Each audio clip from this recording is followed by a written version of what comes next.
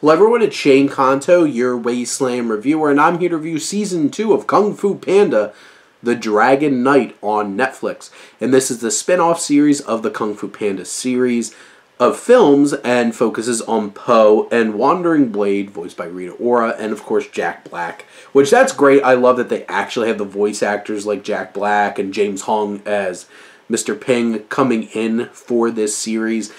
And this season has a bit of a rocky start. It gets caught up for a couple episodes in this one particular place that just didn't feel particularly interesting, and I felt like it was getting bogged down in some things that didn't feel like it was really pushing the story forward, as Po, Wandering Blade, Mr. Ping, and that monkey character as well that was introduced, who kind of just like off to the side most of this season, which I felt like was a missed opportunity.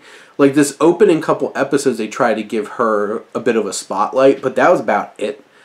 You have them trying to find these mystic items, these powerful weapons that the Dumonts have, and Veruca and Klaus, who for more than half the season are just off randomly, just wandering around without much purpose.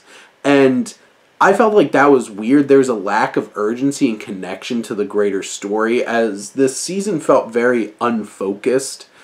It took until like the last 5 episodes for it to really kick into gear, and when it did, it started getting more exciting. It had that action. You had this introduction of Master Mastodon, who I thought was a cool character, but like what they wound up doing with the character seemed a little odd, and I felt like kind of diminished the role that Mr. Ping had in this whole story, who's like, you know, Po's adopted dad, so that felt a little odd. But it did get exciting, the action was awesome, and leading up to like the finale of this story was really cool and interesting.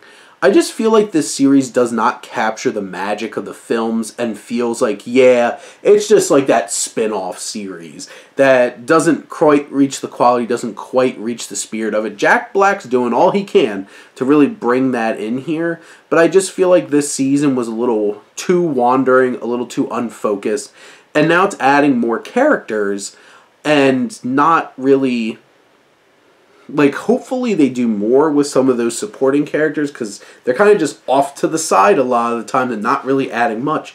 And, you know, that whole entire other third storyline going on here with that, like, the antlered investigator guy who just pops in every couple episodes and adds nothing to it. And it's just like, don't forget, they're there.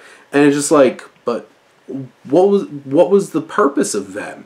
This season just felt like it was really underutilizing some of these characters. But you know what? When it really comes down to it, it's silly fun. It's a fun time. Each episode does have its action moments, stuff like that. And it has some colorful new characters and animals that they introduce.